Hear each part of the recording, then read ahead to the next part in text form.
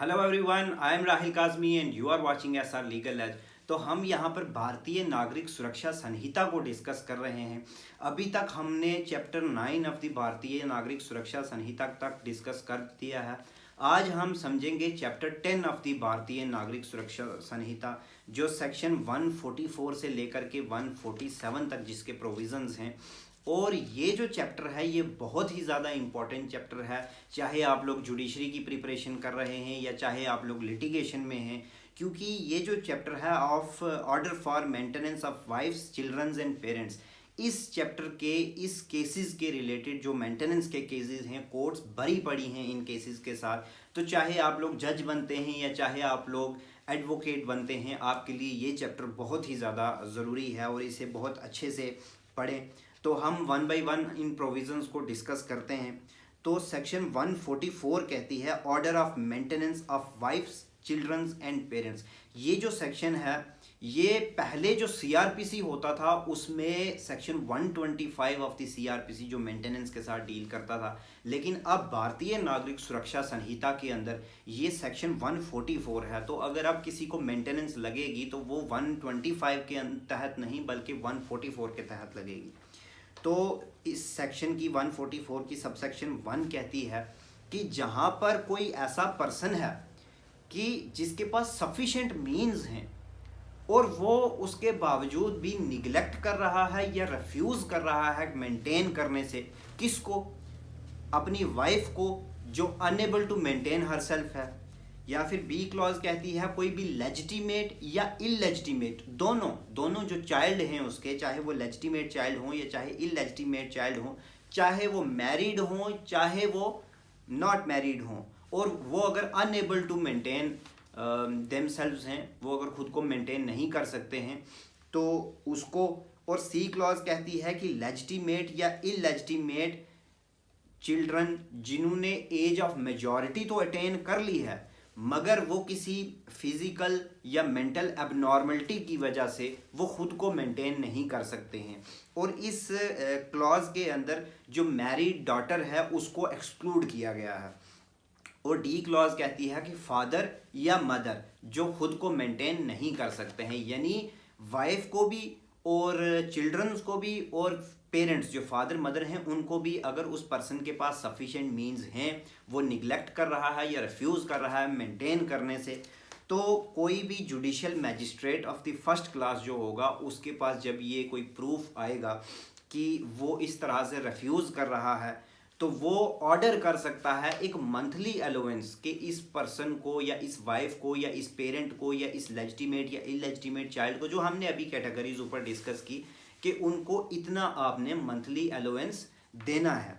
और प्रोवाइडेड कहती है कि जो माइनर फीमेल चाइल्ड थी, जैसे हमने अभी बी क्लॉज में पढ़ा था कि लेजिटिमेट या इलेजिटिमेट चाइल्ड चाहे उनकी शादी हुई हो या चाहे उनकी शादी ना हुई हो, तो प्रोवाइडेड कहती है कि जो फीमेल चाइल्ड थी जो माइनर थी, अगर उसकी शादी हुई है तो अगर उसका हस्बैंड सफिशेंट मीन्स नहीं है उस माइनर फीमेल चाइल्ड के हस्बैंड के पास कि वो मेंटेन कर सके, तो ये फादर को ये ऑर्डर किया जाएगा कि आप उसको मेंटेन कीजिए अनटिल कि वो अपनी एज ऑफ मेजॉरिटी अटेन कर लेती है, तब तक आपने उसको मेंटेन करना है। और फर्दर प्रोवाइडेड है कि ड्यूरिंग दी पेंडेंसी, यानी ये जो एप्लीकेशन आपने सेक्शन 144 के तहत लगाई मेंटेनेंस क्लेम करने के लिए, अब ये जब अभी हमने पढ़ा कि जब मैजिस्ट्रेट के पास प्रूफ आएगा कि वो रिफ्यूज़ कर रहा है, अब ये प्रूफ कब आएगा? जब वो उसको सुनेगा, दूसरी पार्टी को भी सुनेगा, एविडेंसेस भी लेगा, तो फाइनल। तो इसमें प्रोवाइडेड में बताया है कि ये जो प्रोसीडिंग चलेगी इसकी पेंडेंसी के दौरान वो एक इंटरम एप्लीकेशन को भी डील कर सकता है और उसको इंटरम मेंटेनेंस भी लगा सकता है कि ठीक है भाई, जब तक हम डिसाइड करते कि आपने कितनी मेंटेनेंस देनी है तब तक के लिए आप इतना अमाउंट जो है वो मंथली उसको पे करोगे। और इसमें प्रोवाइडेड एक और है प्रोविजो है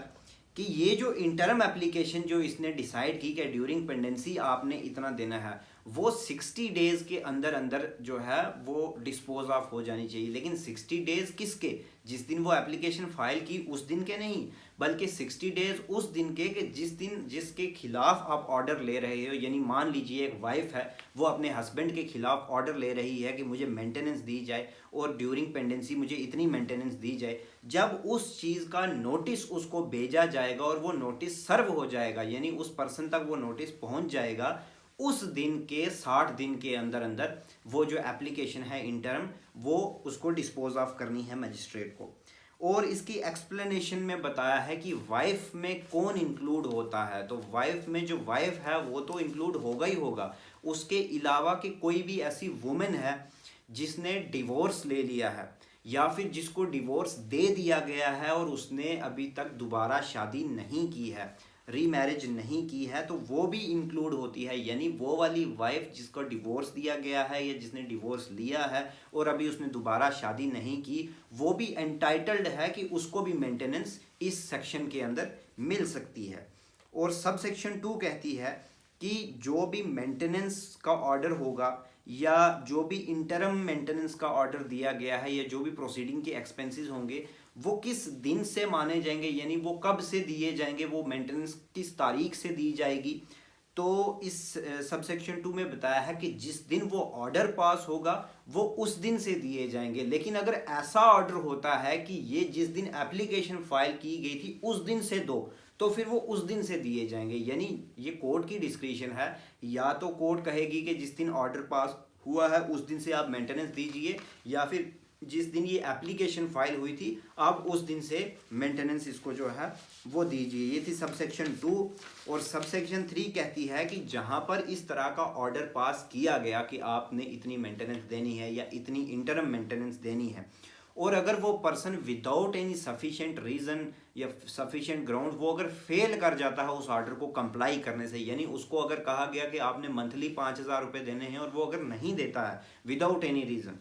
तो उसमें फॉर एवरी ब्रीच, ये ब्रीच माना जाएगा कि जब वो उसको पैसे नहीं देगा, तो जब जब वो ब्रीच करेगा तब तक उसके लिए एक वारंट जारी किया जाएगा कि उससे वो अमाउंट जो है वो लेवी किया जाए। और वो किस तरह से लेवी किया जाएगा, जिस तरह से फाइन्स रिकवर किए जाते हैं, फाइन्स लेवी किए जाते हैं, उस तरह से वो रिकवर किया जाएगा। और अगर वो नहीं देता है तो उसको सेंटेंस भी किया जा सकता है, यानी उसको जेल में भी डाल दिया जा सकता है। और कितने टाइम पीरियड के लिए, या तो पूरे वो जो जितना टाइम पीरियड है उतने के लिए, या फिर जिस महीने का उसने नहीं दिया है तो उस महीने के लिए उसको डाल दिया जाएगा। और अगर वो उसके बाद पे कर देता है तो फिर उसको रिलीज़ कर दिया जाएगा, प्रोवाइडेड कि अगर वो मेंटेनेंस ऑफर कर रहा है वो पर्सन कि हाँ ठीक है जनाब मैं मेंटेनेंस देने के लिए रेडी हूँ, ये मेरे से खर्चा क्लेम कर रहे हैं, मेंटेनेंस क्लेम कर रहे हैं सेक्शन 144 के तहत, मैं बिल्कुल रेडी हूँ, मैं इसको मेंटेन करूँगा, लेकिन मेरी कंडीशन ये है कि ये मेरे साथ तो रहे।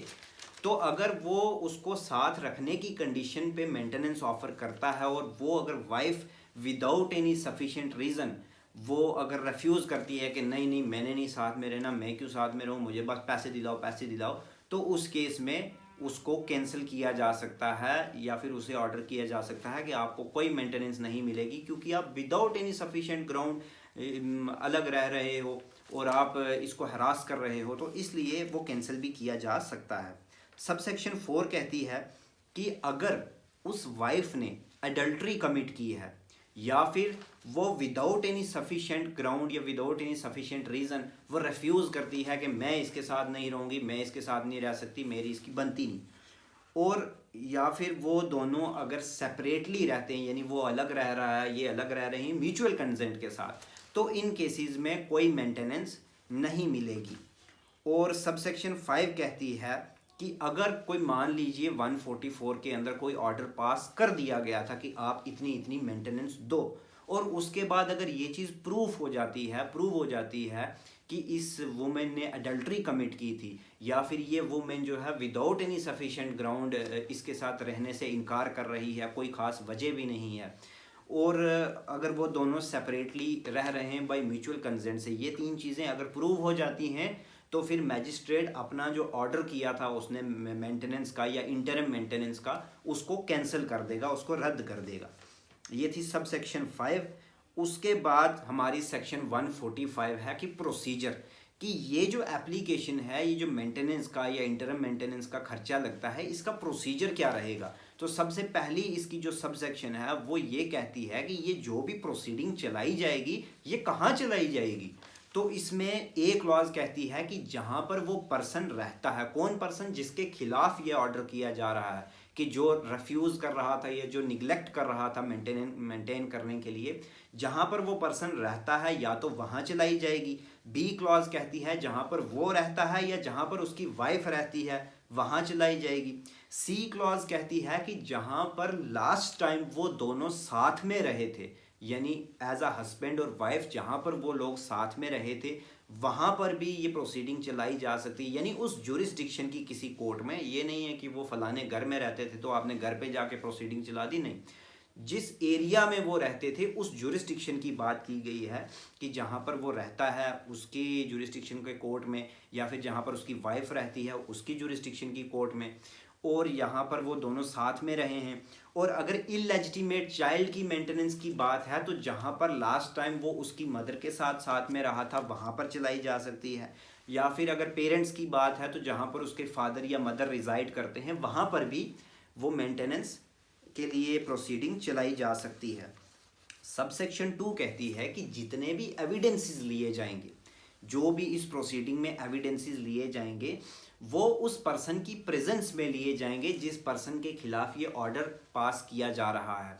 और अगर वो पर्सन की पर्सनल अटेंडेंस को डिस्पेंस किया हुआ है कोर्ट ने तो देन उसका जो भी एडवोकेट होगा उसकी प्रेजेंस में ये एविडेंसेस लिए जाएंगे। और ये जो भी एविडेंसेस रिकॉर्ड किए जाएंगे वो किस मैनर में रिकॉर्ड किए जाएंगे कि जिस तरह से समन केसेस के एविडेंसेस को रिकॉर्ड किया जाता है उस तरह से इसके एविडेंसेस को रिकॉर्ड किया जाएगा। प्रोवाइडेड कि अगर वो पर्सन विलफुली अवॉइड कर रहा है, यानी कोर्ट उसको बुला रही है, समन सर्व्ड है, वो आ नहीं रहा, या फिर वो एक बार हाजिर होता है उसके बाद आता ही नहीं है, तो कोर्ट को जब ये लगता है कि वो पर्सन विलफुली अवॉइड कर रहा है कोर्ट की सर्विस को, कोर्ट बुलाती है और वो आता ही नहीं है, तो उस केस में मैजिस्ट्रेट फर्दर प्रोसीड करेगा और जो भी वो एक्स पार्टी ऑर्डर पास कर देगा। ये एक्स पार्टी यानी उसको सुने बगैर वो एक ऑर्डर पास कर देगा। और अगर वो उसके बाद में पेश होता है और वो एक सफिशेंट ग्राउंड देता है कोर्ट को जिससे कोर्ट सेटिस्फाई हो जाती है हाँ कि भाई इस वजह से ये कोर्ट में हाजिर नहीं हो सका, तो वो फिर वो जो एक्स पार्टी उसने ऑर्डर किया था उसको सेट असाइड भी कर सकती है। और ये जो है ये 3 महीने के अंदर अंदर उसको आकर के कोई इस तरह का ग्राउंड देना होता है। तो देन उसके बाद सबसेक्शन 3 कहती है कि जहाँ पर कोर्ट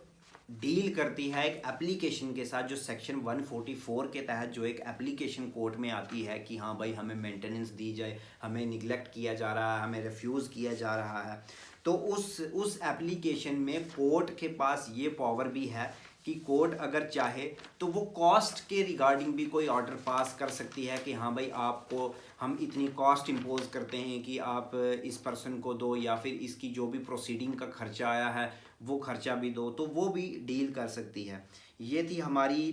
सेक्शन 145 जो प्रोसीजर के साथ डील करती है। और उसके बाद हमारी आ जाती है सेक्शन 146, एक सेकेंड, सेक्शन 146 है हमारी अल्ट्रेशन इन अलाउंस, कि अब आपने प्रोसीजर भी देख लिया कि किस तरह से वो प्रोसीडिंग चलाई जाएगी, किस तरह से खर्चा लगेगा। उसके बाद हमने ये भी पढ़ लिया कि हाँ भाई ऑर्डर हो गया, अब उसको खर्चा देना पड़ेगा, खर्चा भी लग गया, नहीं देता है तो उसको इम्पोज उससे वारंट जारी करके उससे वो लेवी किया जा सकता है। उसके बाद हम समझते हैं कि अगर मान लीजिए क्या ये जो खर्चा लग गया तो ये एक बारी लग ही गया या फिर उसमें कुछ चेंज भी हो सकती है, कुछ अल्ट्रेशन भी हो सकती है। सेक्शन 146 इसी के बारे में बात करती है। सब सेक्शन 1 कहती है कि जहाँ पे ये चीज़ प्रूव होती है कि सर्कमस्टांसिस में कुछ चेंज आ गया, तो उस चेंज की वजह से जो मेंटेनेंस थी या जो इंटरिम मेंटेनेंस थी उस पे उसको भी चेंज किया जा सकता है। जैसे एक एग्जांपल के साथ समझता हूँ, मान लीजिए एक पर्सन है जिसकी जो जॉब करता है और उसकी तनख्वाह है महीने की 40,000 रुपये। तो उसकी जो भी वाइफ है उसने मेंटेनेंस क्लेम किया और उसको लग गया जी 20,000 रुपये या 15,000 रुपये उसको मेंटेनेंस लग गई। अब मान लीजिए वो उसको 20,000 दे रहा है, तो मीनवाइल क्या होता है, उस पर्सन की नौकरी चली जाती है। जब नौकरी चली गई तो मतलब सरकमस्टांस में चेंज आया। अब वो पर्सन जो 40,000 कमाता था वो एक टाइम पे वो बिल्कुल ज़ीरो हो गया कि उसकी नौकरी चली गई है। तो उस केस में, या फिर मान लीजिए उसकी नौकरी चली जाती है और उसके बाद वो जो कोई दूसरी नौकरी ज्वाइन करता है वो उसको मिलती ही 10-15 हज़ार रुपये की है। तो उस केस में जब ये प्रूफ होगा कि हाँ भाई सरकमस्टांसिस में चेंज हुआ है, तो जो मेंटेनेंस थी उसमें भी अल्ट्रेशन की जा सकती है। यानी पहले जो उसको 20,000 रुपये मेंटेनेंस लगी थी, अब जब वो पर्सन ही 15,000 की नौकरी करता है तो वो भी रिड्यूस करके उस हिसाब से कर दी जाएगी, 5-10 हज़ार रुपये, 5,000, 7,000, इस तरह से। तो सबसेक्शन 2 कहती है कि यहाँ पर मान लीजिए कोई सिविल कोर्ट का कोई ऑर्डर आ जाता है और उस ऑर्डर के कॉन्सिक्वेंस की वजह से मैजिस्ट्रेट को ये लगता है कि हाँ भाई ये जो मैंने ऑर्डर किया था इसको या तो कैंसिल कर देना चाहिए या फिर इसको वेरी कर देना चाहिए। जैसे मान लीजिए मैजिस्ट्रेट के पास तो 144 के तहत मेंटेनेंस का केस आया है, वो उसको डील कर रहा है, लेकिन किसी दूसरी कोर्ट में केस चल रहा है, एडल्ट्री कमिट की है जी उसने, वो वहाँ पे डिस्पोज ऑफ हो जाता है और वहाँ पे प्रूव हो जाता है कि उसने एडल्ट्री कमिट की थी। अब उस कोर्ट का जो डिसीजन आया उसकी वजह से अब मैजिस्ट्रेट को ये अपीयर होता है कि हाँ भाई मुझे अब ये चेंज करना पड़ेगा, क्योंकि एडल्ट्री कमिट की गई है और ये प्रोविज़न है कि अगर एडल्ट्री कमिट होती है तो आपको मेंटेनेंस नहीं देनी है। तो फिर उसकी वजह से जो इसने मेंटेनेंस लगाई थी वो उसको कैंसिल कर देगा। या फिर मान लीजिए उस कोर्ट का कुछ और ऑर्डर आ जाता है जिसकी वजह से इसको वेरी किया जाना चाहिए, यानी या तो मेंटेनेंस को ज़्यादा कर देना चाहिए या मेंटेनेंस को कम कर देना चाहिए, तो वो उस हिसाब से कैंसिल या वेरी भी कर सकता है। सबसेक्शन 3 कहती है कि जहाँ पर वो जो वुमेन है वो दोबारा शादी कर लेती है, रीमैरिज कर लेती है, तो उस केस में मेंटेनेंस कैंसिल कर दी जाएगी। यानी मान लीजिए एक वुमेन है जिसको डिवोर्स मिला था, उसको मेंटेनेंस लग जाती है महीने की 10,000 रुपये और 1 साल तक उसको 10-10 हज़ार रुपये मिलते रहते हैं और उसके बाद वो दूसरी शादी कर लेती है, तो वहाँ पे वो मेंटेनेंस जो है कैंसिल कर दी जाएगी, उसके बाद उसको कोई मेंटेनेंस नहीं दी जाएगी। और जहाँ पर मान लीजिए कोई कस्टमरी लॉ है या जहाँ पर कोई पर्सनल लॉ है, उसके तहत अगर कोई वुमेन है वो एक लंप सम अमाउंट ले लेती है, यानी एलिमोनी की तरह, या फिर कुछ और हम कहेंगे जिस तरह कई बारी पंचायत बैठ करके या कोई कचहरी बैठती है जो फैमिलीज़ के बीच में कोई पर्सन बैठ करके रिकन्सिलिएशन करते हैं और वहाँ पे वो डिसाइड करते हैं कि हाँ भाई आप इतना अमाउंट ले लीजिए और उसके बाद ख़त्म। तो उस तरह से भी अगर वो इस तरह से कोई अमाउंट ले लेती है तो उसके बाद कोई मेंटेनेंस नहीं दी जाएगी। और अगर ऐसा होता है कि वो वुमेन वॉलेंटरली सरेंडर कर देती है अपना राइट ऑफ मेंटेनेंस, वो कहती है कि हाँ भाई मैं इससे डिवोर्स ले रही हूँ और मैं ये कहती हूँ कि मुझे इससे कुछ भी नहीं चाहिए, मुझे इससे कोई मेंटेनेंस नहीं चाहिए, कुछ भी नहीं चाहिए, बस मुझे इससे डिवोर्स चाहिए, मैं अलग रहना चाहती हूँ, तो उस केस में भी जहाँ पे उसने वॉलेंटरली सरेंडर किया है अपना राइट ऑफ मेंटेनेंस, तो वहाँ पर भी उसको मेंटेनेंस नहीं दी जाएगी। और सब सेक्शन 4 कहती है कि जब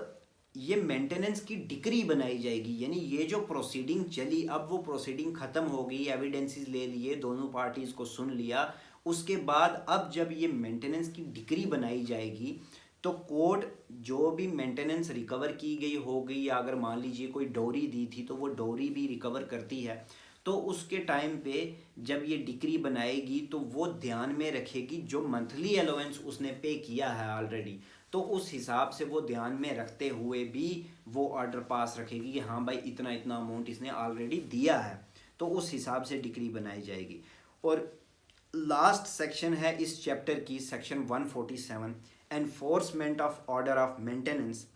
तो ये कहती है कि जब ये ऑर्डर पास कर दिया गया, यानी वो जो दोनों पार्टियों को सुन के बहस शहस करके जो भी एविडेंसेस लेके उसके बाद ऑर्डर पास कर दिया, तो जिस पार्टी के फेवर में ये ऑर्डर जाएगा उस पार्टी को फ्री ऑफ कॉस्ट ये ऑर्डर प्रोवाइड कर दिया जाएगा। और वो जो ऑर्डर होगा वो कहीं भी किसी भी प्लेस में कोई भी मैजिस्ट्रेट उसको एनफोर्स करा सकता है। यानी मान लीजिए जम्मू में अगर ऑर्डर पास होता है, पार्टी मान लीजिए कश्मीर चली जाती है, तो वो उसके बाद भी अगर उसको मेंटेनेंस नहीं देता है तो वो पार्टी जिसको रिफ्यूज़ हुआ उसके बाद में, तो वो कश्मीर में भी किसी मैजिस्ट्रेट को बोल करके उस ऑर्डर को इन्फोर्स करवा सकती है। तो कोई भी मैजिस्ट्रेट कहीं भी प्लेस में, किसी भी प्लेस में उस ऑर्डर को इन्फोर्स कर सकता है। ये था हमारा चैप्टर 10 ऑफ द भारतीय नागरिक सुरक्षा संहिता। इसमें कुछ इंपॉर्टेंट केस लॉज हैं, वो मैं आपके साथ डिस्कस करता हूँ। जिस तरह मेंटेनेंस को लेकर की एक बहुत ही फेमस केस लॉ है और बहुत ही लीडिंग केस लॉ है मेंटेनेंस के बारे में, मोहम्मद अहमद खान वर्सेस शाह बानो बेगम, 1985 का ये केस है। आप लोग इस केस को ज़रूर डिटेल में पढ़िएगा, लेकिन मैं आपको नटशेल बता देता हूँ।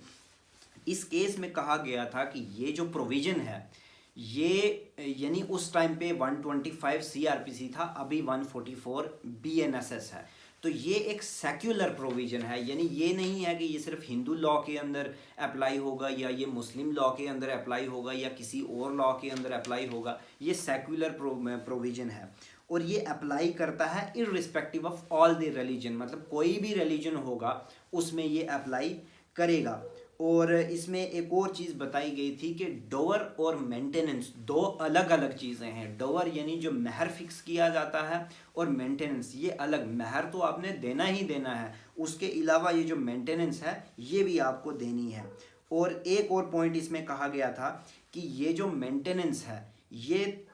बियॉन्ड इद्दत पीरियड दिया जाएगा, यानी ये नहीं जो इद्दत पीरियड होता है 90 डेज़ का, सिर्फ वहाँ तक नहीं देना है, उसके बियॉन्ड भी आपने देना है। दूसरा इंपॉर्टेंट केस ला है 2001 का, Danial Latifi versus union of India. ये भी बहुत इंपॉर्टेंट केस है क्योंकि इसमें कहा गया था कि मेंटेनेंस जो है वो तब तक दी जानी चाहिए जब तक कि वो वुमेन दोबारा शादी ना कर ले, यानी कि जब तक वो दूसरी शादी करती तब तक आपने जो मेंटेनेंस है वो देनी है, और ना कि आप इद्दत पीरियड तक दोगे। यानी ये कहा गया था कि सिर्फ इद्दत पीरियड तक नहीं बल्कि तब तक दी जाएगी जब तक वो वुमेन दूसरी शादी नहीं कर लेती। ये दो बहुत इंपॉर्टेंट केस लॉज थे इस चैप्टर के अंदर। ये था हमारा चैप्टर 10 ऑफ द भारतीय नागरिक सुरक्षा संहिता, जो मेंटेनेंस ऑफ वाइफ्स, चिल्ड्रन और पेरेंट्स के साथ डील करता है, जिसमें हमने देखा कि किस तरह से मेंटेनेंस की प्रोसीजर है, किस तरह से आप एप्लीकेशन फ़ाइल करोगे, किस तरह से इंटरम एप्लीकेशन डिस्पोज ऑफ होगी, किस तरह से उसको ऑर्डर पास किया जाएगा और किस तरह से उससे अमाउंट रिकवर किया जाता है और उसका प्रोसीजर क्या है और उसमें क्या अल्ट्रेशन हो सकती है या नहीं हो सकती है, और उसके बाद ऑर्डर होने के बाद वो किस तरह से एनफोर्स होगा। तो ये हमने समझा। उसके बाद दो इंपॉर्टेंट केस लॉज भी समझे। आई होप कि आपको ये चैप्टर बहुत ही अच्छा लगा होगा और आपको ये सेशन बड़ा ही मज़ेदार लगा और आपको समझ आया होगा। अगर कुछ इस तरह का है जो आपको समझ में नहीं आया है या कोई कन्फ्यूजन क्रिएट होती है, आप कमेंट बॉक्स में ज़रूर मैसेज ड्रॉप करें, मैं आपका रिप्लाई वहाँ पे करूँगा। और अगर आपको वीडियो पसंद आई है तो एक कमेंट ज़रूर करें, उससे मुझे मोटिवेशन मिलती है। आप लोगों का भी सपोर्ट बना रहेगा तो बहुत अच्छा रहता है। और इसके बावजूद अपने दोस्तों के साथ ज़्यादा से ज़्यादा शेयर करें, वीडियो को लाइक करें और चैनल को सब्सक्राइब करना तो बिल्कुल भी मत भूलें, क्योंकि बहुत ज़्यादा मेहनत की जाती है। तो मिलते हैं आपके साथ अगली वीडियो में। Thank you, thanks for watching.